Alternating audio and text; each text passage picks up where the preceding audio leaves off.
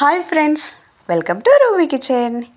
ఎప్పుడు చేసే చేపల పులుసు కాకుండా ఒక్కసారి ఇలా నేను చేసే చేపల పులుసు రెసిపీ ట్రై చేయండి. టేస్ట్ అయితే చాలా బాగుంటుంది, గ్రేవీ కూడా సూపర్గా ఉంటుందండి. ఇది వితౌట్ టమాటోతో చేస్తున్నాను. ఇది మా అమ్మ రెసిపీ అండి. దీని ప్రాసెస్ ఎలాగో చూసేద్దానండి.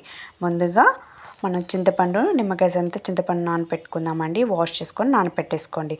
ఇప్పుడు ఫిష్లో సాల్ట్ నిమ్మకాయ రసం వేసుకొని వాష్ చేసుకొని ఇలా నీట్గా పెట్టేసుకోండి. అందులో 2 టేబుల్ స్పూన్ కారం, 2 tablespoon salt, 1 tablespoon ధనియా పౌడర్ యాడ్ చేసుకొని ఇవన్నీ మొత్తం మ్యాగ్నేట్ చేసుకోండి. ఫిష్కి ఇది వచ్చేసి మనం ఫిష్ కర్రీ స్టార్ట్ చేయడానికి ముందు మ్యాగ్నేట్ చేసుకొని పక్కన పెట్టుకుంటే సరిపోతుందండి. ఇలా కలపడం వల్ల కొంచెం కారం అనేది ఆ స్పైసెస్ అనేది ముక్కలకు పట్టి టేస్ట్ బాగుంటుంది. ఇప్పుడు స్టవ్ ఆన్ చేసుకొని ఇలా స్టాండ్ పెట్టుకొని 2 మీడియం సైజు ఆనియన్స్ని మొత్తం ఇలా కాల్చుకోండి. మెయిన్ వచ్చేసి ఈ చేపల పులుసుకి ఇదే మెయిన్ అండి.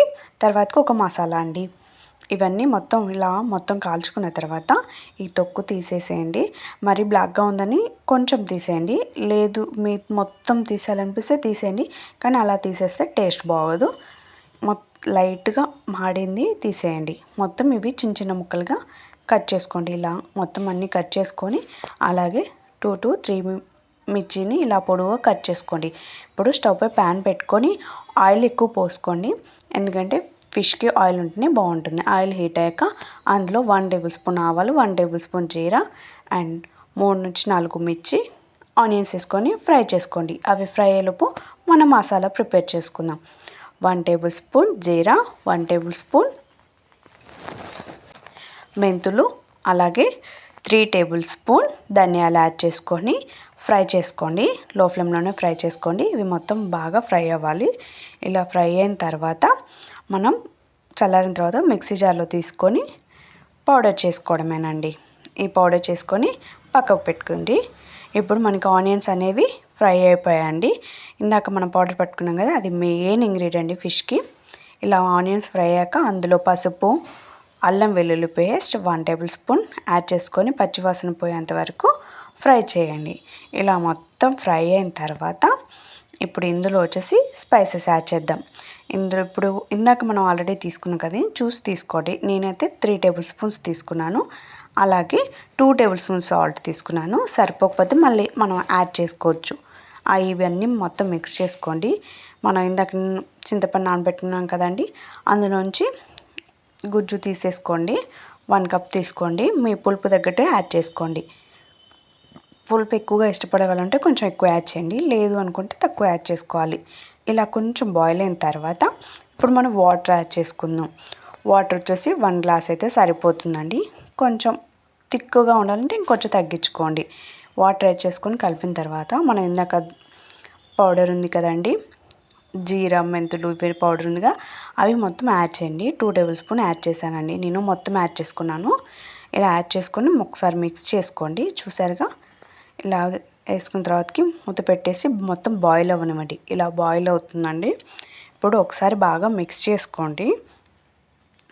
ఇలా మిక్స్ చేసుకున్న తర్వాత ఇందులో వచ్చేసి కొంచెం కొత్తిమీర పుదీనాని యాడ్ చేయండి. కొంచెం యాడ్ చేయండి, తర్వాత ఇది మిగతా యాడ్ చేద్దాం. యాడ్ చేసి మూత పెట్టేసి మరొక 5 మినిట్స్ బాయిల్ అవ్వనివ్వండి. ఇప్పుడు మనం ఫిష్ని వేసేసుకుందాం. ఫిష్ అన్నీ వేసేసుకోండి, మొత్తం వేసుకోండి. మొత్తం ఇలా అక్కడక్కడ స్ప్రెడ్ చేసుకుంటూ వేసుకోండి. ఇప్పుడు ఏంటంటే ఈవెన్గా కుక్ అవుతుందన్నమాట. ఇలా అన్నీ వేసుకున్న తర్వాత మనం ఒకసారి మొత్తం మిక్స్ చేసుకోండి. గరిటె మాత్రం అస్సలు పెట్టొద్దు, ఫిష్కి అస్సలు పెట్టొద్దు. ఇలా మొత్తం మిక్స్ చేసుకోండి. మిక్స్ చేసుకున్న తర్వాతకి మీకు కారం సాల్ట్ అన్నీ సరిపోయినా లేదా చూసి యాడ్ చేసుకోండి. అది బాయిల్ అవ్వనివ్వండి. నేను ఈలోపు ఆయిల్ రైస్ కూడా వేస్తున్నాను. నాకు టైం లేదనేసి నేను ఆయిల్ రైస్ డైరెక్ట్ వేస్తున్నానండి. మీలో ఎవరికి తెలియకపోతే మన యూట్యూబ్ ఛానల్లో ఉంది, వెళ్ళి చెక్ చేయండి. నేను జస్ట్ ఇది క్లిప్ చూపిస్తున్నానండి, అంతే. డీటెయిల్గా ఏమి చూపించట్లేదు. కావాలనుకుంటే ఒకసారి వెళ్ళి చెక్ చేయండి. టేస్ట్ అయితే చాలా బాగుంటుంది. మనం పోపు పెట్టకుండా డైరెక్ట్ ఇలా వేసుకుంటే టైం సేవ్ అవుతుంది అండ్ టేస్ట్ బాగుంటుంది, ఈజీగా అయిపోతుంది కూడా. కావాలంటే వెళ్ళి చెక్ చేయండి. ఇది రైస్ కుక్కర్లో పెట్టేస్తున్నాను. నాకు ఆ రోజు టైం లేక నేను డైరెక్ట్ చేసేసుకున్నాను.